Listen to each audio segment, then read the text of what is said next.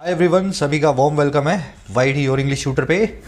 आज सुबह का फर्स्ट एडिटोरियल द हिंदू का पढ़ने वाले हैं। वेलकम प्रैग्मेटिज्म इसका टाइटल है। आर्टिकल लिखा हुआ है G20 की समिट पे जो अभी अभी कंक्लूड हुई है इंडोनेशिया में। इसमें इंडिया का क्या रोल रहा और फ्यूचर क्या रहने वाला है G20 का। इंटरेस्टिंग आर्टिकल है, पढ़ने में बहुत आसान है। 5-6 क्वेश्चंस आपके सामने रख रहा हूँ। इस आर्टिकल में ग्रामर वोकैब जो सीखोगे इन क्वेश्चंस पे अप्लाई करनी है। सिर्फ ट्रांसलेट मत करते रहना, हर तरह से अपनी इंग्लिश को अटैक करो, हर तरह से अपनी इंग्लिश को इम्प्रूव करो। सॉल्यूशंस क्लास के लास्ट में करवाऊंगा इनके। आइए क्लास को शुरू करते हैं।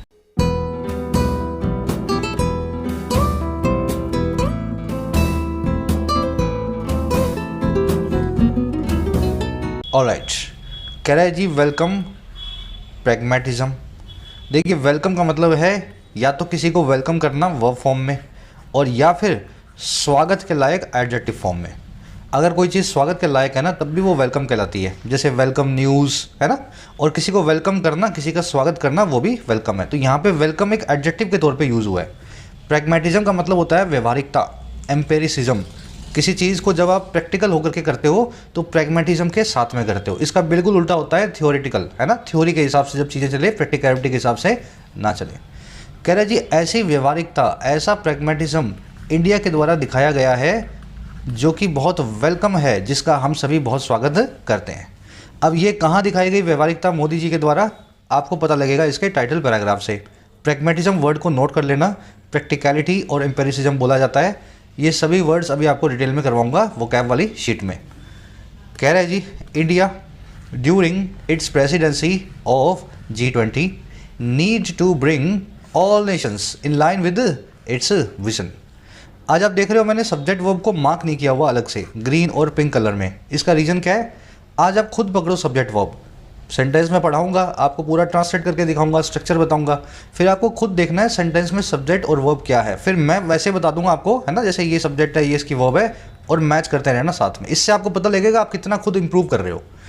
सेंटेंस में ये कहा जा रहा है कि इंडिया जो है ना, और कब, दौरान अपनी प्रेसिडेंसी के G20 के अंदर, कह रहे इस पूरे पीरियड के दौरान ज़रूरत होगी इंडिया को कि वो ब्रिंग करे, लेकर के आए। और किसको लाए भाई, सभी नेशंस को, ऑल नेशंस को। और कहाँ लेके आए, इन लाइन विद, उस लाइन में, उस रेखा में, उस प्लेटफॉर्म पे, जो प्लेटफॉर्म है इसकी विजन का, इसके नज़रिए का। आगे बात समझ में। तो प्रेसिडेंट बन चुका है इंडिया G20 का 1 साल के लिए।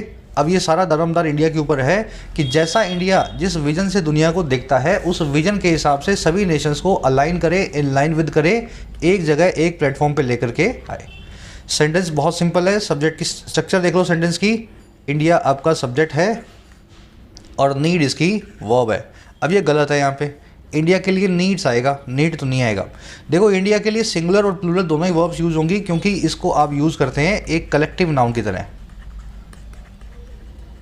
अगर आप इंडियन टीम की बात कर रहे हैं, इंडियन क्रिकेट टीम, है ना, तो आप देखोगे मैच, अगर कभी इंडिया जीतेगी तो आप देखोगे इंडिया विन, इंडिया विन।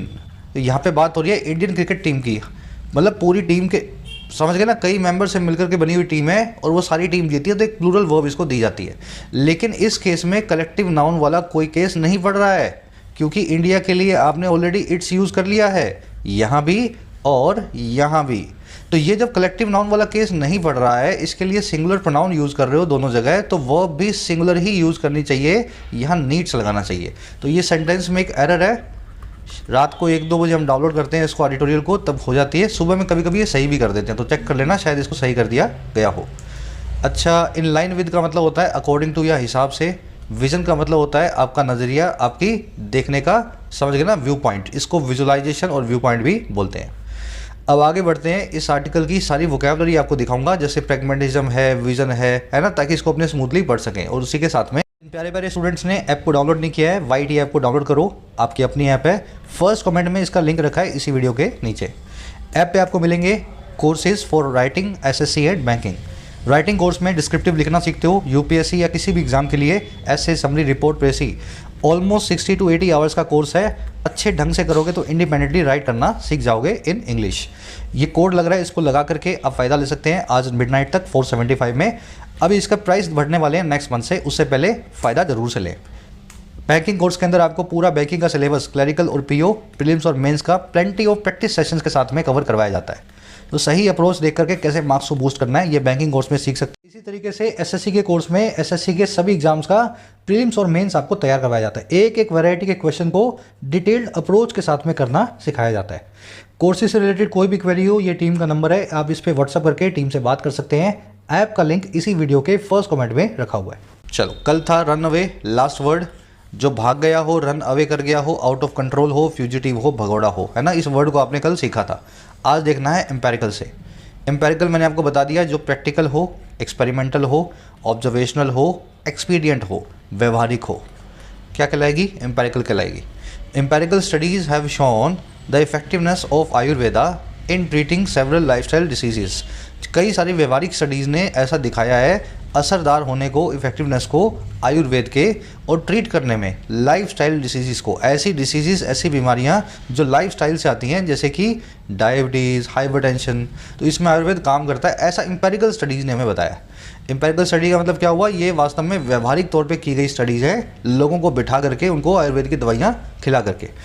तो ये एम्पेरिकल वर्ड आपने देख लिया। प्रैग्मेटिक इसका सिनोनिम है, या आर्टिकल में आज आ चुका है। अब एम्पेरिकल तो एक एडजेक्टिव है, व्यवहारिक हो, प्रैक्टिकल हो, इसकी नाउन फॉर्म होती है एम्पेरिसिज्म, और वैसे ही प्रैग्मेटिक की होती है प्रैग्मेटिज्म, है ना। ये है व्यवहारिक, ये है व्यवहारिक, और ये है व्यवहारिकता।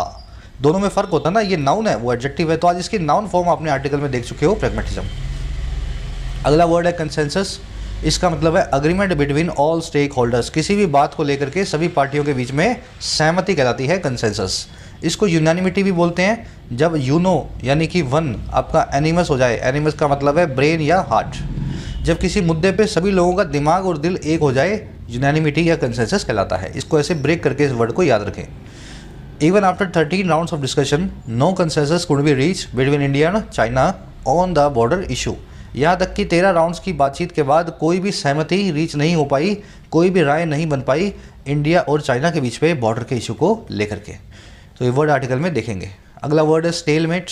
स्टेलमेट का मतलब होता है एक ऐसी सिचुएशन जहाँ पे ना जीत है ना हार है। शतरंज में हमने देखा होगा, जब दोनों तरफ के राजा रह जाते हैं, सारे दूसरे जो खिलाड़ी हैं ख़त्म हो जाते हैं, तो ये सिचुएशन होती है स्टेलमेट की। लाइफ में भी अगर कहीं आप फंस जाओ, जहाँ पे ना आगे जाते बनता हो ना पीछे जाते बनता हो, हिंदी में बोलते हैं गतिरोध, उसको बोलते हैं स्टेलमेट। स्टेलमेट को stand of, impasse, stand still, grid lock, dead lock भी बोलते हैं। आज स्टैंड ऑफ नाम का इसका सिनोनिम आर्टिकल में देखेंगे। इंडिया और China are trying to break the stalemate on the border issue. India और चाइना कोशिश कर रहे हैं कि स्टेलमेट को ब्रेक करे, स्टैंड ऑफ को ब्रेक करे, गतिरोध को ब्रेक करे बॉर्डर के इशू पे। अगला वर्ड है लेडन। लेडन का मतलब होता है बोझिल, किसी चीज़ से भरा हुआ। अगर आपके दिल दिमाग किसी टेंशन से भरा हुआ है तो आप बोलोगे माई हार्ट या my mind is laden with tension, या जो भी चीज़ है उस चीज़ से भरा हुआ है ना, लेडन विद लगा के आप बताओगे, जिस भी चीज़ से आप बर्डनड हो। अब लेडन विद को लोडेड विद, फिल्ड विद या फ्रॉट विद भी बोलते हैं। फ्रॉट विद नाम का फ्रेज आर्टिकल में देखेंगे। फ्रॉट वर्ब है, विद प्रेपोजिशन है। His work profile is laden with great responsibility. उसका काम का जो प्रोफाइल है वो भरा हुआ है, बर्डनड है, फ्रॉट विद है, बहुत बड़ी बड़ी जिम्मेदारियों के साथ में, ग्रेट रिस्पॉन्सिबिलिटी के साथ। तो ये वर्ड और ये फ्रेज आर्टिकल में आएगा, विद लगेगा इन सब के साथ में, है ना। चलो, लास्ट वर्ड है अपना आज, लास्ट नहीं है, सेकंड है इक्विवोकैलिटी। देखो, इक्व मतलब बराबर, बराबर, और वोकल मतलब बोलना। किसी मामले पे आपसे राय पूछी गई कि रशिया सही है या यूक्रेन सही है, किसका साथ दोगे? आपने बोल दिया हाँ, रशिया को यूक्रेन पे हमला नहीं करना चाहिए था, लेकिन यूक्रेन को भी नेटो ज्वाइन नहीं करना चाहिए था। तो आपने ना रशिया का साथ दिया ना यूक्रेन का साथ दिया। इसको बोलते हैं इक्विवोकैलिटी। दोनों तरफ की बात कर देना, समझ में आ रही है बात? गोल मोल बात कर देना, दोनों तरफ की बात कर देना, इक्विवोकैलिटी कहलाती है। अब ये इक्विवोकैलिटी एक नाउन है, इक्विवोकल एक एडजेक्टिव है, इक्विवोकेट एक वर्ब है। ये है दोनों तरफ की बात करने की कला, ये है दोनों तरफ की बात करने वाला इक्विवोकल, और ये है दोनों तरफ की बात करने का काम इक्विवोकेट। वर्ड्स में फ़र्क करना सीखो अलग अलग फॉर्म्स में। चलो, the word is anxious over the USA's equivocality on the security of Taiwan. पूरी दुनिया परेशान है, एंशियस है यूएसए की गोल मोल वाली बात पे, इक्विवोकैलिटी पे, जो है ताइवान की सिक्योरिटी को लेकर के। एम्बिग्विटी, एम्बिवेलेंस और वेगनेस भी इसको बोल सकते हैं। ये वर्ड आर्टिकल में देखेंगे। लास्ट वर्ड आज का परसीवरेंस। इसको कछुए से यानी कि टर्टोइस से याद रखना, या टर्टल से याद रखना। आपने सुना होगा ना, slow and steady wins the race. कछुए की चाल से ही चलो, लेकिन रोज़ चलो। अगर रोज़ चले गए ना तो कछुए की चाल से भी रेस को जीत जाओगे। परसिवरेंस वही होता है, आपके एफर्ट्स के अंदर कछुए की चाल हो लेकिन रेगुलर हो। कछुए की चाल चाहे हो या ना हो, तेज भी करो धीमे करो कोई बात फ़र्क नहीं पड़ता, लेकिन आप परसिस्टेंट होकर के किसी काम को करते हो तो वो आपकी परसिवरेंस होती है। आ रही बात समझ में? Perseverance is the key to success. लगातार तरीके से काम करने की, मेहनत करने की जो काम है, परसिवरेंस है, वही चाबी है, कुंजी है सफलता का। डिलीजेंस और टेनासिटी भी इसको बोलते हैं। परसिवियर वर्ब से बना है। परसिवियर वर्ब का मतलब होता है किसी काम में लग जाना धुन के साथ में, धुन के साथ, है ना, धुनी होकर के बस करते ही रहना। मैं जब तक करूँगा, जब तक इस काम को मैं पूरा नहीं कर लूँगा, परसिवियर करना कहलाता है। चलो, लाइफ में याद रखना, ये जो लोग परसिवियर करते हैं ना, इन लोगों को आप कभी बीट नहीं कर सकते। अगर आपको अनबीटेबल बनना है ना किसी भी फील्ड में, आपको करियर बनाना है, कुछ भी करना है, ये परसिवियर करना सीख लो। कुछ भी हो जाए, जिस काम को मुझे करने का मैंने सोचा है ना, मैं करूँगा, चाहे कैसा भी दिन हो, कैसा भी वक्त हो। अगर ये करने लग गए, this is an unbeatable quality. चलो आ जाओ, आर्टिकल पे बढ़ते हैं। एक आपको समरी दिखा दें किस बारे में लिखा हुआ है, आर्टिकल पता लगे। समरी ये है कि इंडिया को बना दिया गया है G20 का प्रेसिडेंट 1 साल के लिए फॉर 1 ईयर। और G20 क्या है सर? G20 है दुनिया की 20 सबसे बड़ी अर्थव्यवस्थाओं का ग्रुप। अब इसमें चाइना भी आ गया, रशिया भी आ गया, सब G20 के पार्ट हैं, है ना। अब इंडिया के सामने बहुत सारे चैलेंजेस हैं। One of the challenges is कि G20 को अभी पूरा साल मीटिंग्स होस्ट करना है। चाइना भी बार बार मिलेगा, पाकिस्तान जैसे राइवल भी हमें मिलेंगे। तो कैसे हम G20 को मैनेज करें कि झगड़े में प्रेसिडेंसी ना निकल जाए इंडिया की पूरा साल, है ना। प्रेसिडेंट बनाया गया तो कुछ इंडिया उस तरीके से प्रेसिडेंट बन के काम भी कर पाए, ना कि केवल चाइना और पाकिस्तान का मुद्दा चलता रहे। और दूसरा चैलेंज ये है कि कैसे प्रेसिडेंसी को यूज़ करके इंडिया अपनी विजन को चमका सकता है। और इंडिया की विजन है टेररिज्म को कंट्रोल करवाना, ग्लोबल वार्मिंग के ऊपर काम करना, अमीर गरीब की खाई को पाटना। तो ये सब काम इंडिया कैसे करवा पाएगा G20 की प्रेसिडेंटशिप के जरिए। साथ ही कुछ और डेवलपमेंट्स भी आपको बताएगा, जैसे PM मोदी का और शी जिनपिंग का आपस में मिलना। तो आज इसकी यही समरी है। इंडिया, ये जो है ना टोन आज की जो है ना तो सजेस्टिंग है, ये टोन इस तरह की है जैसे आप किसी चीज़ को प्रिडिक्ट कर रहे होते हैं ना कि आगे ये होने वाला है या ये करना पड़ेगा, है ना।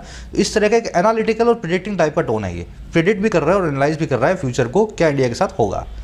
चलो अब आज ये प्रिडिक्टिंग और एनालाइजिंग दोनों टोन में लिखा हुआ आर्टिकल हो सकता है। अब आ जाओ आर्टिकल को शुरू कर लेते हैं। सब्जेक्ट वर्ब मैंने मार्क नहीं किया है, आपको खुद से पकड़ना है, फिर मेरे साथ मैच करना है। कह रहा है जी, with the hand over of the gavel from Indonesian president Joko Widodo, PM Modi, prime minister Narendra Modi took over leadership of the G20 process on Wednesday. इतना ही पढ़ेंगे, कोमा लग गया है।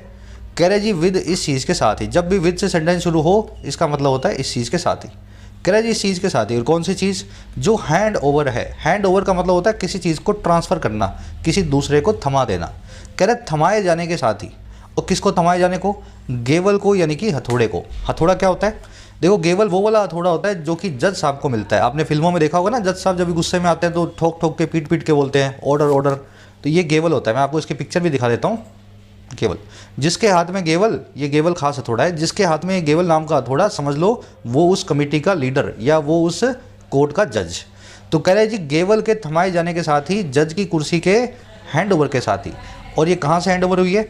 इंडोनेशियन प्रेसिडेंट जोको विडोडो से हुई है। कह रहे इसके साथ ही हुआ ये कि जो PM मोदी हैं, इन्होंने टेक ओवर कर लिया, रिस्पॉन्सिबिलिटी को अज्यूम कर लिया, भार अधिग्रहण कर लिया। और किसका? लीडरशिप का, G20 की प्रोसेस का। और ये सारा काम कब हुआ जी? ऑन वेंसडे, बुधवार को हुआ है। अब आगे क्या कह रहा है? कह रहा है जी which will position India at the helm of forming consensus.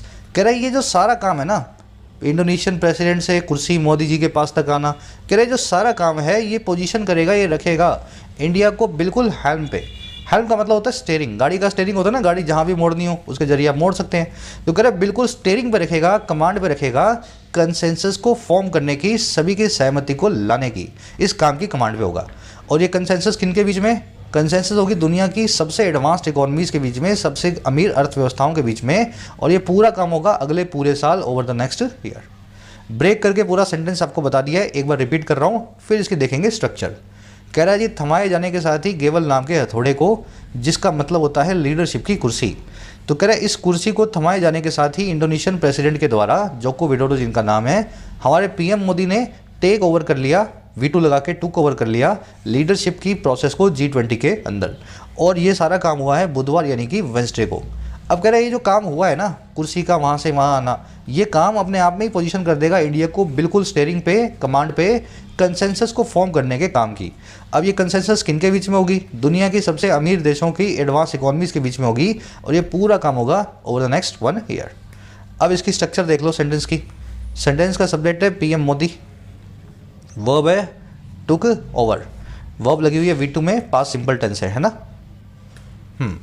Eight the helm of, at the command of, helm का मतलब ही होता है स्टेयरिंग या कमांड, है ना। किसी चीज़ के आप एकदम उसमें आ गए हो, कंट्रोल में ले लिया आपने किसी चीज़ को, तो eight the helm of that thing आप होते हो। कंसेंसस, एग्रीमेंट, यूनानिमिटी आप ऑलरेडी जानते हैं। और इसमें कुछ देखने वाला है, ये है वेडनेसडे, इसमें डी जो है ना, इसमें डी साइलेंट है। आप क्या बोलते हो उसको? वेडनेसडे बोलते हो ना, वेडनेसडे ऐसे ही बोलते हो ना, मत बोला करो। ये वेडनेसडे होता ही नहीं, ये होता है वेंसडे, तो ये डी को साइलेंट करके चलना है वेंसडे। अब एक सवाल आपसे और पूछेंगे, पीएम नरेंद्र मोदी के आगे द क्यों नहीं लगा हुआ? पीएम नरेंद्र मोदी के आगे द क्यों नहीं लगा हुआ? लगना चाहिए ना, पीएम के आगे तो द लगता ही है, द पीएम, द प्रेसिडेंट, तो क्यों नहीं लगाया यहाँ पे? देखो उसका सिंपल सा रीज़न है, पीएम मोदी अभी इंडिया में नहीं है, अभी इंडोनेशिया में गए हुए ना। जब इंडोनेशिया में गए हुए तो द थोड़ा ना लगेगा इनके आगे, ऐसा ही है ना। चलो मजाक कर रहा हूँ। देखो कॉन्सेप्ट तो कई बार हो चुका है, बस आप क्लास में ध्यान नहीं देते हो। दिया होगा तो आपको अच्छे से पता होगा, हर पोजीशन के आगे द लगता है, चाहे पीएम इंडिया में हो चाहे पीएम इंडोनेशिया में हो, इस बात से फ़र्क नहीं पड़ता। प्राइम मिनिस्टर है तो द लगेगा, प्रेसिडेंट है तो द लगेगा, कोई खास मिनिस्टर है किसी मंत्रालय का तो द लगेगा। लेकिन अगर उस पोजीशन के साथ में उस बंदे का नाम भी दे दिया जाए जो कुर्सी पे बैठा है, तब द को नहीं लगाते। आगे बात समझ में? तो यहाँ से नरेंद्र मोदी निकाल दो और द पीएम लिख दो, यहाँ से जोको विडोडो निकाल दो और द इंडोनेशियन प्रेसिडेंट लिख दो। समझ में आ रही है ना बात? नाम निकाल दो द लगा दो, या नाम लिख दो द को निकाल दो। चलो आ जाओ नेक्स्ट सेंटेंस पे, क्या कहना चाह रहा है? कह रहा है जी, India's presidency which begins on December 1st comes at a time when the world faces economic hardships and global recessionary trends. कह रहा है इंडिया की जो प्रेसिडेंटशिप है या प्रेसिडेंसी है, जो शुरू होती है अगले महीने से December 1st से, ये आती है, कम्स होती है एक ऐसे वक्त पे, एट अ टाइम, एक ऐसे वक्त पे जब पूरी दुनिया, वर्ल्ड फेस करता है आर्थिक तौर पे हार्डशिप्स को, आर्थिक तौर पे मुश्किलों को, हार्डशिप मतलब मुश्किलें, और ग्लोबल रिसेशनरी ट्रेंड्स को, ऐसे ट्रेंड्स को, ऐसे रुझान को जो दुनिया भर में रिसेशन के हैं, दुनिया भर में मंदी के हैं। सेंटेंस बहुत आसान है, रिपीट करने वाला कुछ है ही नहीं। प्रेसिडेंसी, इंडियाज़ प्रेसिडेंसी, ये है आपका सब्जेक्ट, इसकी वर्ब है कम्स, विच की वर्ब है बिगिंस, विच आया है प्रेसिडेंसी के लिए। द वर्ड हमारी दुनिया है, इसलिए हमेशा इसके आगे द लगाएंगे, द वर्ड, इंसानी दुनिया की बात हो रही है, तो द वर्ड की वर्ब है फेसेस, है ना, इस तरीके से बना हुआ है। हार्डशिप मतलब मिजरी, आपकी मुश्किलातें, आपके परेशानियाँ। रिसेशनरी मतलब रिसेशन से जुड़ी हुई, यानी मंदी से जुड़ी हुई। ट्रेंड का मतलब है रुझान या फैशन। चलो और आगे बढ़ते हैं। कह रहे जी आगे, in addition the political polarisation between the US and European Union and Russia, all G20 members will make every meeting that India will host fraught with tensions। अब कह रहे ठीक है, इंडिया को ये सब तो देखना ही है, इन्फ्लेशन, इकोनॉमिक हार्डशिप, इसके अलावा भी इंडिया के पास कुछ चैलेंजेस है इस पूरी प्रेसिडेंटशिप के दौरान। कह रहे जी साथ ही साथ इसके इन एडिशन जो पॉलिटिकल पोलराइजेशन है, राजनीतिक ध्रुवीकरण है। पोलराइजेशन का मतलब होता है एक तरफ बहुत अच्छे से झुक जाना, भाई मैं तो इस पार्टी को बिलोंग करता हूँ, इस पार्टी को सपोर्ट करता हूँ, बस अब दूसरी पार्टियाँ मेरी सब दुश्मन है। कह रहा है इसी तरीके से जो राजनीतिक पोलराइजेशन हो रहा है, ध्रुवीकरण हो रहा है इन तीनों के बीच में। पहले जो है दोनों, the US and European union, और दूसरा है रशिया। आधी दुनिया इधर झुकी हुई है, कुछ कंट्रीज इधर झुकी हुई हैं। कह रहा है ये जो काम है ना, कह रहा है जी ये सारी की सारी G20 मेंबर्स और सारे के सारे मेंबर्स भी हैं, कह रहा है ये जो चीज़ है ये मेक कर देगी हर मीटिंग को जो इंडिया होस्ट करेगा फ्रॉट विद मतलब फिल्ड विद, लेडन विद, ये भरा हुआ कर देगी टेंशंस के साथ में। तो ये ध्रुवीकरण की वजह से हर मीटिंग में इंडिया को, जो इंडिया होस्ट करने वाला, टेंशन देखने को मिलेगी। अब सेंटेंस की स्ट्रक्चर देखेंगे। पॉलिटिकल पोलराइजेशन की वर्ब है विल मेक, इंडिया की वर्ब है विल होस्ट, है ना। चलो, फ्रॉट विद, लेडन विद, याद है ना, लोडेड विद, फिल्ड विद, किसी चीज़ से बर्डन होना, किसी चीज़ से भरा हुआ होना, इसके साथ में विद लगाना लाजमी है, इसको नहीं भूलना। आगे क्या कह रहा है? आगे कह रहा है जी, but the G20 summit in Bali provided some positive signals. कह रहा है फिर भी जो बाली की समिट अभी अभी हुई है 2-4 दिन पहले, इसने प्रोवाइड किया कुछ अच्छे सिग्नल्स को। सबमिट की वर्ब है प्रोवाइडेड, सिंपल सेंटेंस है। कह रहा है जी despite fears that G20 members would fail to produce a joint statement, sherpas of each delegation persevere to reach a 17 page consensus documents. कह रहे जी बावजूद, डिस्पाइट, इन चिंताओं फिक्रों के, फियर्स के, डरों के, और डर क्या कि G20 मेंबर जो हैं नाकामयाब होंगे, फेल होंगे प्रोड्यूस करने में एक जॉइंट स्टेटमेंट को। हर कॉन्फ्रेंस के बाद में, समिट के बाद में एक जॉइंट स्टेटमेंट आती है कि इस समिट में हमने ये बातें की है और इसका ये कंक्लूजन निकला है। कह रहा है इन फियर्स के बावजूद कि यहाँ पे कोई कंक्लूजन नहीं निकलेगा। हुआ ये कि जो शेरपास थे, शेरपा का मतलब एक तो वो होता है जो पहाड़ पे चढ़ता है ना, नेपाल के जो लोग होते हैं शेरपास। दूसरा शेरपा का मतलब होता है एक ब्यूरोक्रेट जो कि पार्टिसिपेट करने के लिए प्रिपेयर करता है किसी कॉन्फ्रेंस के अंदर। तो कह रहा है कॉन्फ्रेंस में पार्टिसिपेट करने वाले जो अधिकारी थे, ब्यूरोक्रेट्स थे हर कंट्री के, शेरपा, ईच डेलीगेशन में, हर प्रतिनिधि ग्रुप में, कह रहा है इन्होंने परसिवियर किया। परसिवियर करना मतलब कंटिन्यूड एफर्ट करना, किसी काम को बड़े डेडिकेशन के साथ करते रहना। और किस लिए करने के लिए भाई? रीच करने के लिए 17 पेज के कंसेंसस के डॉक्यूमेंट को। तो सबको डर था कि कोई कंसेंसस नहीं आएगा, लेकिन बावजूद इसके हर कंट्री के डेलीगेशन के लोगों ने, अधिकारियों ने खूब कोशिश की ताकि एक कंसेंसस डॉक्यूमेंट बन पाए। शेरपास की वर्ब है परसिवियर्ड। परसिवियर का मतलब है किसी काम को कछुए की चाल से ही करना, लेकिन करते रहना, लगातार करते रहना, बिना रुके करते रहना। परसिवियर वर्ब है, परसिवियरेंस नाउन है। आपके डेडिकेटेड कंटिन्यूड एफर्ट्स ही आपकी परसिवियरेंस है। चलो, रीच के बाद में कोई प्रेपोजिशन ना लगाएं अगर कहीं पे आप पहुंच रहे हो, है ना, स्टेशन पहुंच गए तो I have reached the station. Reached eight नहीं होता, रीच टू नहीं होता। चलो, अब इसमें कॉन्सेप्ट है ग्रामर का, जल्दी से करवा दें आपको। बहुत ही प्यारा कॉन्सेप्ट है और इसमें डबल ग्रामर कॉन्सेप्ट लगे हुए हैं एक ही साथ। चलो, पहले कॉन्सेप्ट नंबर 1 देखो। नाउन्स एज एडजेक्टिव्स कभी भी प्लुरलाइज नहीं होंगे। किसी भी नाउन को अगर एडजेक्टिव की तरह एडजेक्टिव के तौर पे यूज़ कर रहे हो किसी नाउन से पहले, दूसरे नाउन से पहले, तो वो एडजेक्टिव जो बनेगा ना नाउन, वो नाउन प्लूरल नहीं सिंगुलर होके आएगा। दूसरा कॉन्सेप्ट बाद में देखेंगे, पहला देख लो। 50 rupees bank notes are no longer printed by the government. 50 रुपये के जो बैंक नोट्स हैं वो अब प्रिंट नहीं किए जाते हैं सरकार के द्वारा। अब देखो इस सेंटेंस में हुआ क्या है, क्या प्रिंट नहीं किया जाता? 50 रुपये प्रिंट नहीं किया जाता या 50 रुपये का नोट प्रिंट नहीं किया जाता? नोट प्रिंट नहीं किया जाता। तो बैंक नोट्स तो आपका सब्जेक्ट है, ये है एक नाउन। अब इससे पहले 50 रुपये भी एक नाउन है, ये बैंक नोट के बारे में बता रहे हैं। बैंक नोट 50 रुपये का भी हो सकता है और 500 रुपीज़ का भी हो सकता है और 5000 रुपीज़ का भी हो सकता है। होता होगा ना किसी कंट्री में 5000 का नोट भी। तो बैंक नोट जो है उसके लिए एडजेक्टिव आया है 50 रुपीज़, लेकिन 50 रुपीज़ तो खुद ही एक एडजेक्टिव है, खुद ही एक नाउन है। तो नाउन को आपने एडजेक्टिव के तौर पे दूसरे नाउन से पहले यूज़ कर लिया। अब मुझे बताओ क्या इस फॉर्मूला के हिसाब से इसको प्लूरल लिखना चाहिए? पीछे का है सही है गलत है? गलत है। इस केस में आपको लिखना चाहिए 50 रुपी बैंक नोट्स। अब ध्यान ये देना कि जब भी आप किसी नाउन को एडजेक्टिव बनाते हो और उसको सिंगुलर लिखते हो तो बीच में आपको निशान लगाना है एक हाइफन का। इसको इसलिए बोलते हैं हाइफनेटेड एडजेक्टिव। ठीक है, इस हाइफन से आप क्या बता रहे हो अपने रीडर को? ये बताना चाह रहे हो कि भाई मैंने इस नाउन को एडजेक्टिव बनाया हुआ है, इसके पीछे का एस भी जानबूझ के निकाला हुआ है, बीच में हाइफन लगा के तुझे भी बता रहा हूँ कि ये क्या है। आगे बात समझ में? इसको बोलते हैं हाइफनेटेड एडजेक्टिव। अब वैसे ही अगर मान लो दूसरा सेंटेंस देखा जाए, 50 रुपी, यहाँ पे इज लगा दो या आर लगा दो, वो बाद में देखेंगे।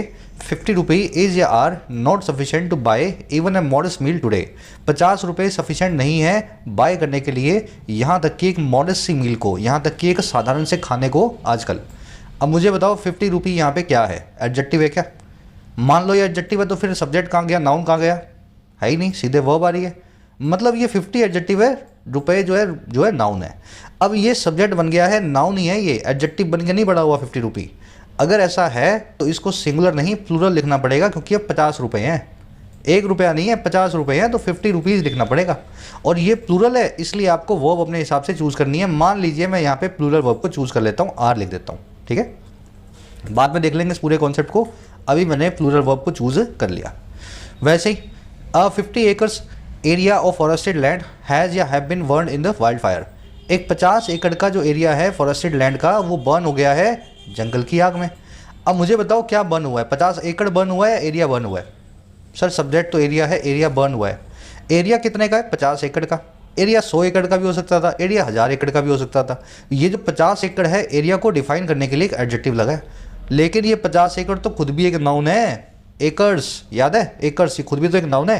तो इस केस में इसको एडजेक्टिव बनाएंगे, इसको क्या करेंगे, इसको बना देंगे हाइफनेटेड एडजेक्टिव, बीच का डैश लगा करके, और यहाँ लिख देंगे 50 एकड़ area of forested land has been burn. Area तो सिंगुलर होता है तो यहाँ लिख दूंगा has been burn in the wild fire. लेकिन अगर अगला सेंटेंस देखो, 50 एकड़ ऑफ फॉरेस्टेड लैंड हैज़ या have been burn in wildfire, यहाँ पे 50 एकड़ के बाद में कोई नाउन नहीं है, ये कोई एडजेक्टिव नहीं है, इसको 5 मिनट एडजेक्टिव मत मानो। 50 के हिसाब से एकड़्स लिख के आओ, ये आपका सब्जेक्ट बन चुका है। समझ में आ गया ना सेंटेंस? जब इसके आगे कोई नाउन है ही नहीं तो इसको एडजेक्टिव मत मानो, उस केस में ये खुद ही नाउन है। नाउन है तो प्लूरल लिखो 50 एकड़्स, है ना, ऐसे पीछे एस भी लगा करके आओ। चलो अब बात बनी कि ये साथ में वर्ब कौन सी लेगा।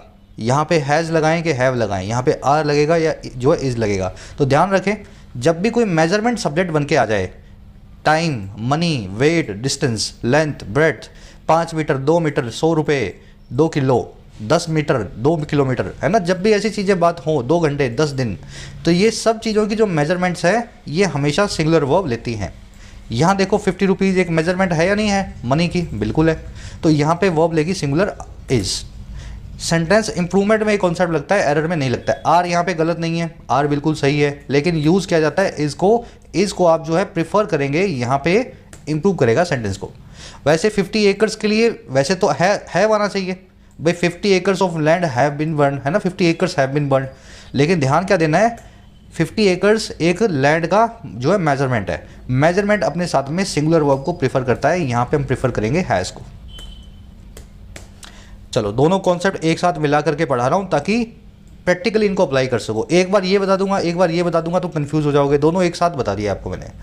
अब एक काम करना है, ये दोनों सेंटेंस जो है इनको सही करके आपको लिखना है। सब लोग कोशिश करोगे तभी बनेगा। मुझे कॉन्सेप्ट आता है, आप जब तक लिखोगे नहीं ना तब तक नहीं सीख पाओगे। कोशिश करो, कमेंट्स में डालो, जिनको नहीं आता होगा या जिनका गलत होगा वहीं पे कमेंट्स में सही करके बता दूंगा।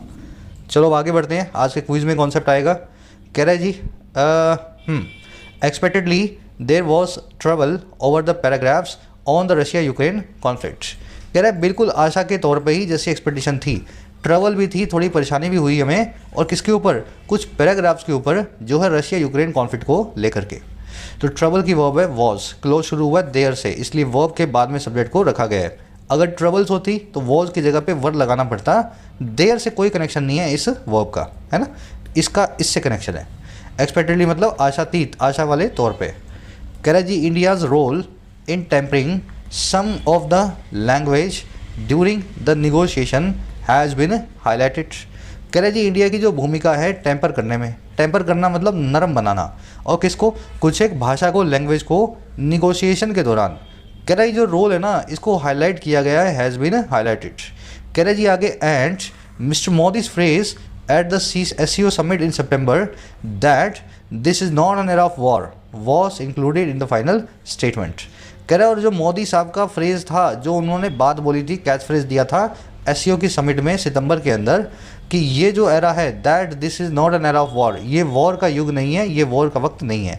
कह रहा है ये जो फ्रेज है ना इसको इंक्लूड किया गया था फाइनल स्टेटमेंट के अंदर।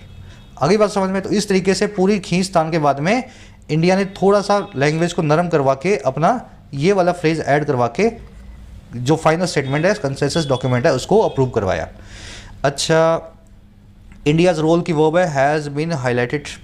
टेम्पर करना मतलब किसी चीज़ को नरम बनाना, हाईलाइट करना किसी चीज़ को सबकी नज़र में लाना, प्रकाश डालना, अंडरलाइन करना भी बोल सकते हैं, एम्फसाइज करना भी बोल सकते हैं। मोदी साहब के फ्रेज की वर्ब है वॉज इंक्लूडेड, पैसिव वॉइस में, बी फैमिली प्लस में वर्ब की थर्ड फॉर्म। दिस की वर्ब है इज। और कुछ देखने वाला नहीं है ना इसमें। चलो आगे बढ़ते हैं। कह रहे हैं जी majority of the G20 leadership was not in favour of equivocating on the conflict. कह रहे हैं जो ज़्यादातर मेजॉरिटी थी, जो बहुसंख्यक लोग थे, मेजॉरिटी थी G20 की लीडरशिप की, वो फेवर में नहीं थी, पक्ष में नहीं थी, और किसके, इक्विवोकेट करने के। अब इक्विवोकेट याद है ना, दो तरफ से एक ही चीज़ बोलना, दोनों तरफ से बोल देना। तो टाल मटोल करने के या गोलम गोल करने की बातचीत के लिए तैयार नहीं थी ज़्यादातर मेजॉरिटी इस कॉन्फ्लिक्ट के ऊपर, रशिया यूक्रेन वॉर के ऊपर। कह रहा है as India and a few other countries have been doing. कह रहा है जैसा कि इंडिया और दूसरी कई कंट्रियाज करती आ रही है। इक्विवोकेट ही तो कर रहे हैं हम, ना रशिया को बुरा बोल रहे हैं ना यूक्रेन को बुरा बोल रहे हैं, दोनों को ही हम जो है समझ गए ना, गोल मोल करके बात कर रहे हैं। कह रहा है और हुआ क्या, कह रहा है जी and the joint communique said that most members strongly condemned the war in Ukraine. और कह रहे हैं जो लास्ट में जॉइंट स्टेटमेंट आई, कम्युनिके क्या होता है, एक joint communication after a conference. तो सब कंट्रीज़ ने जो मिल करके लास्ट में जॉइंट कम्युनिके दिया प्रेस के सामने, उसमें ये ऐसा कहा गया या उसने ऐसा कहा कम्युनिके ने कि ज़्यादातर मेंबर्स जो हैं कड़े तौर पे कंडेम करते हैं, आलोचना करते हैं रशिया की वॉर जो यूक्रेन में चल रही है। सेंटेंस लंबा है यहाँ से लेकर के यहाँ तक। मेजॉरिटी ऑफ लीडरशिप की वर्ब है वॉज, मेजॉरिटी के साथ में वॉज भी आती है और वर भी आती है। मेजॉरिटी के साथ में वॉज भी आता है, वर भी आता है। ये कलेक्टिव नाउन की तरह बिहेव करता है ना। चलो अच्छा, इंडिया और फ्यू अदर कंट्रीज़ की वर्ब है हैव बीन डूइंग। जॉइंट कम्युनिके की वर्ब है सेड। मोस्ट मेंबर्स की वर्ब है कंडेम। कंडेम करना, कास्टिगेट करना, सेंश्योर करना, क्रिटिसाइज करना, बुरे तरीके से आलोचना करना। इक्विवोकेट करना, बराबरी की बात करना। Have no clear cut response और ओपिनियन। चलो अब देखो, ये इक्विवोकेट तो आपको मैंने करवा दिया। अब एक होमवर्क टास्क दे रहा हूँ आपको मैं। प्रीवेरिकेट क्या होता है? ये वर्ड आपको आपकी वोकैब शीट पे मिल जाएगा, होपफुली मैंने करवाया हुआ आपको। एक बार ढूंढना इसमें, नहीं तो इसको सर्च कर लेना गूगल पे या डिक्शनरी में किसी अच्छी सी। इक्विवोकेट और प्रीवेरिकेट में क्या फ़र्क होता है? दोनों वर्ड्स एक जैसे ही हैं, मीनिंग भी ऑलमोस्ट एक है। मैं अभी करवा भी दूंगा आपको, एक बार खुद से सर्च करो, इस वर्ड को पकड़ो। याद रखना, दिमाग के कोने में दोनों वर्ड्स रखने हैं, सिमिलर मीनिंग वाले वर्ड्स हैं। चलो और आगे बढ़ते हैं। कम्युनिके एक वन वर्ड है, एक जॉइंट स्टेटमेंट के लिए, which is given after a conference. कह रहे जी, it was a positive sign that while Russia protested the statement its foreign minister Sergei Lavrov was present. कह रहे ये भी एक पॉजिटिव साइन है, ये भी एक सकारात्मक जो है निशान है, संकेत है। दैट वो ये कि जहां रशिया ने प्रोटेस्ट किया, अपोज किया इस पूरी स्टेटमेंट को, वहीं इनके फॉरेन मिनिस्टर सर्जी लावरोव थे प्रेजेंट, वॉज ए प्रेजेंट। कह रहे and president Putin's absence actually contributed to a more manageable summit for Indonesia. और पुतिन की जो एब्सेंस है, पुतिन की जो नामौजूदगी है, उसने वास्तव में कंट्रीब्यूट टू किया, और ज़्यादा इसने समझ गए ना, कंट्रीब्यूट करना, किसी चीज़ में भागीदारी देना। तो इसने भागीदारी दी और ज़्यादा एक मैनेजेबल समिट में, और ज़्यादा मैनेजेबल इस कॉन्फ्रेंस में इंडोनेशिया के लिए। इंडोनेशिया को यही डर था कि पुतिन जी अगर आ गए यहाँ पे, सब आपस में लड़ेंगे, पुतिन को गालियाँ बकेंगे, है ना, पुतिन सामने से कुछ बोलेगा, तो ये सब जो बिल्ला और कुत्ते वाला खेल होने वाला था इस G20 समिट में पुतिन को लेकर के। पुतिन साहब तो आए ही नहीं, तो एक बहुत ही अच्छा संकेत मिला हमें कि पुतिन ना आए, लेकिन इनका फॉरेन मिनिस्टर आ गया, और साथ में इनके नहीं आने से इंडोनेशिया को आसान हो गया इस कॉन्फ्रेंस को करवाना अपने यहाँ। सेंटेंस बहुत सिंपल है। इट की वर्ब है वॉज, रशिया की वर्ब है प्रोटेस्टेड, लावरोव की वर्ब है वॉज। प्रेजेंट था तो मतलब समझ गए ना। एब्सेंस की वर्ब है कॉन्ट्रीब्यूटेड टू। चलो आ जाओ नेक्स्ट सेंटेंस पे, नेक्स्ट पैराग्राफ पे। अब यहाँ से आपको पता लगेगा कि इंडिया को प्रेसिडेंट बनने के बाद में क्या क्या चुनौतियाँ फेस करनी है। कह रहा जी, the fact that mister Modi also extended his hand to Chinese President Xi Jinping during the banquet is in contrast to their stony demeanor at the SCO summit in September। कह रहे जी ये बात की, द फैक्ट दैट, कौन सी बात? कि मोदी साहब ने एक्सटेंड कर दिया अपना हाथ, बढ़ा दिया अपना हाथ, और किन के सामने? चाइना के प्रेसिडेंट शी जिनपिंग के सामने। और कब? डिनर के दौरान, बैंकेट के दौरान। बैंकेट का मतलब होता है जहाँ खाना खाया जाता है ना, जो समझ गए ना, भोजन, भोज होता है ना, दावत, दावत समझ लो। तो जब दावत होती है, लास्ट में खाना वाना खाते हैं, वहाँ पे मोदी जी ने अपना हाथ, पीएम मोदी ने बढ़ाया शी जिनपिंग के सामने। कह रहे जो फैक्ट है ना, ये वाला फैक्ट, कह रहे ये फैक्ट है इज़ इन कॉन्ट्रास्ट टू, बिल्कुल कॉन्ट्रास्ट में, बिल्कुल उल्टा, और किनके?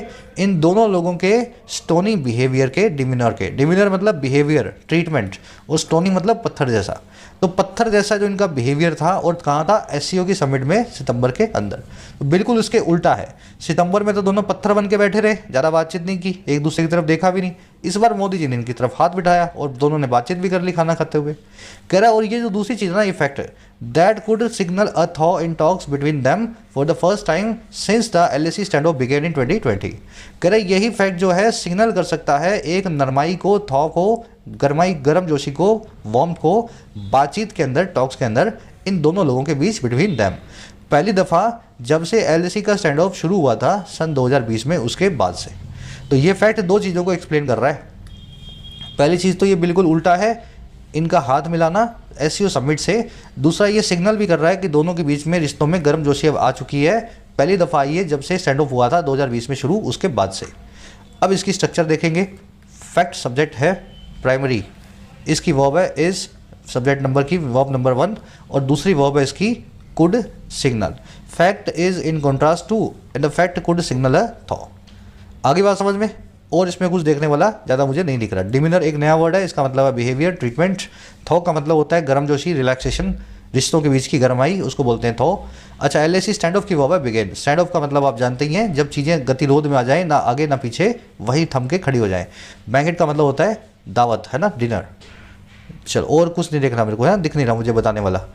कह रहा है जी, अच्छा ये एक्सटेंड इज हैंड है ना, दोस्ती का हाथ बढ़ाना, इसके लिए एक इडियम होती है, लास्ट में कराऊंगा, यह भी बता दूं मैं, आती है किसी को? इस इडियम में ऑलिव नाम का वर्ड पड़ा हुआ है, आया याद में? चलो, to give an olive branch, थोड़ा सा अजीब लगने में, सुनने में लगेगा आपको, टू एक्सटेंड या गिव एन ऑलिव ब्रांच, दोस्ती का हाथ बढ़ाना, ये इडियम है, एसएससी बैंक वाले जरूर याद कर लेना, टू गिव या एक्सटेंड एन ऑलिव ब्रांच। चलो, कह रहा है while mister Modi may have to explain the shift domestically, his decision to speak to the Chinese president also reflects the practical reality that India. कह रहे जी, जहाँ मिस्टर मोदी, इनको हो सकता है मे हैव टू एक्सप्लेन करना पड़े, समझाना पड़े इस बदलाव को, शिफ्ट को घर में डोमेस्टिकली अपने यहाँ। कह रहे जहाँ मोदी साहब को अपने इंडिया में लोगों को अब समझाना पड़ेगा ऐसा उन्होंने क्यों किया। कह रहे वहीं पे उनका जो डिसीजन था बात करने का चाइना के प्रेसिडेंट से, शी जिनपिंग से, कह रहा है ये रिफ्लेक्ट करता है उस प्रैक्टिकल रियलिटी को, उस व्यवहारिक हकीकत को, दैट वो ये हकीकत क्या है कि India as host of the G20 and the SCO in 2023 will need to ensure the full participation of those groupings. कह रहा है इंडिया जो है ना, होस्ट के तौर पे, मेज़बान के तौर पे G20 के और SCO के 2023 के अंदर, कह रहा है इस इंडिया को नीड होगी, ज़रूरत होगी कि ये इंश्योर करे, सुनिश्चित करे, पक्का करे, सर्टेन करे फुल पार्टिसिपेशन को इन ग्रुपिंग्स के, अलग अलग गुटबाजियों के। अब ये ग्रुपिंग्स कौन कौन सी है? That includes rivals such as China and Pakistan, जिसमें शामिल है राइवल्स इंडिया के प्रतिद्वंदी जैसे कि चाइना और पाकिस्तान। तो पाकिस्तान शायद SCO में नहीं है, SCO में है, G20 में नहीं है, और चाइना तो आपको दोनों में मिलेगा। तो 2023 में इंडिया को सबको पार्टिसिपेट करवाना है, ये प्रैक्टिकल रियलिटी है, इसलिए हो सकता है इनका डिसीजन जो है ना सही हो शी जिनपिंग से बात करने का। चलो, मोदी की वर्ब है, मिस्टर मोदी की मे हैव टू एक्सप्लेन, यहाँ पे बता रहा है इनको एक्सप्लेन करना पड़ेगा। डिसीजन की वर्ब है रिफ्लेक्ट्स। अच्छा, चाइनीज़ प्रेसिडेंट का नाम नहीं लिखा गया है तो द लग गया आगे, देख रहे हो, द लग गया है। चाइनीज़ प्रेसिडेंट का नाम भी दिया होता शी जिनपिंग तो द को यहाँ से निकालना होता। अच्छा, इंडिया की वर्ब है will need to ensure, that की वर्ब है इंक्लूड, दैट आया है ग्रुपिंग्स के लिए। और कुछ देखने वाला नहीं है, बढ़े आगे। राइवल आप जानते हैं ना, आपके दुश्मन, आपके प्रतिद्वंदी जो आपके कंपटीशन में हो। कह रहा है जी, more such pragmatism will be necessary for India in its year of G20 presidency. कह रहा है और ऐसा प्रैग्मेटिज्म और ऐसी व्यवहारिकता जरूरी होगी इंडिया के लिए इसकी ईयर 2020 की प्रेसिडेंसी में, G20 की प्रेसिडेंसी में, with about 200 meetings plan, 200 meetings की प्लान होने के साथ ही। मोर की वर्ब है विल बी, है ना, और कुछ देखने वाला नहीं है, सिंपल सेंटेंस।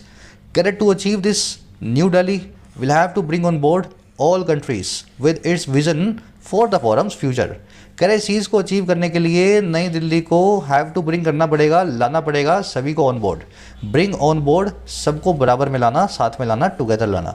तो नई दिल्ली को सबको साथ में लाना पड़ेगा, सभी कंट्रीज़ को, और किसके साथ में लाना पड़ेगा?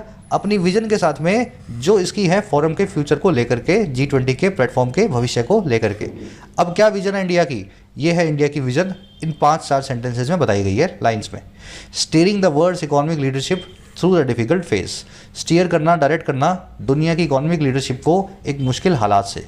यह है पहला फ्यूचर, पहला विजन इंडिया का। दूसरा विजन क्या है? Preparing for futures perils including climate change, future में होने वाले जोखमों को, खतरों को प्रिपेयर करना, जिसमें शामिल है पेरिल्स में क्लाइमेट चेंज, पेरिल मतलब डेंजर या खतरा। अच्छा, तीसरा विजन क्या है? ग्लोबल वार्मिंग, ये ग्लोबल वार्मिंग की भी पेरिल की बात हो रही है। चौथा रीजन है फूड एंड एनर्जी शॉर्टेजेस, इससे भी, इसके पेरिल से भी प्रिपेयर करना है। पांचवा है टेररिज्म एंड कॉन्फ्लिक्ट, और लास्ट में एक रीजन और दिया इंडिया ने, ब्रिजिंग द डिजिटल डिवाइड, जो डिजिटल डिवाइड है, जो डिजिटल खाई है, उसको ब्रिज करना। कुछ लोगों के पास तो बहुत एडवांस चीज़ें हैं दुनिया के अलग कंट्रीज़ में, और दूसरी बाकी कंट्रीज़ बहुत पीछे रह गई हैं, फ़ोन इंटरनेट कनेक्शन भी उनके पास नहीं है, तो डिजिटल डिवाइड को ख़त्म करना। तो ये सारे इंडिया के जो है विजन्स हैं। सिंपल सेंटेंस है, नई दिल्ली की वर्ब है will have to bring, bring on board सबको साथ में लाना, ब्रिंग ऑन बोर्ड तो आपने समझ लिया, इसको अबव बोर्ड से कंफ्यूज मत करना। अबव बोर्ड आता है ना आपको, अबव बोर्ड का मतलब होता है ऑनेस्ट, ईमानदार, ठीक है। If somebody is above board that person is honest, if people are on board the people are together. तो ये दो अलग अलग फ्रेजेस हैं, इनको आपस में कंफ्यूज नहीं करना है। स्टीयर करना मतलब डायरेक्ट करना, गाइड करना। चलिए यही रैपअप करेंगे आज की क्लास को। थोड़ी सी वॉइस मेरी शेकी है आजकल, जुकाम की वजह से, पता नहीं मौसम चेंज हो रहा है और 10-12 दिन से मैं सही नहीं कर पा रहा हूँ इसको, है ना। तो आपको फील हो रहा होगा, शायद 1-2 दिनों में सही हो जाएगा। अब जल्दी से आज के क्विज़ पे आ जाओ। इसी आर्टिकल पे बेस्ड है। पहले आपसे पूछा है कि इनमें से कौन सी चीज़ एक पार्ट है।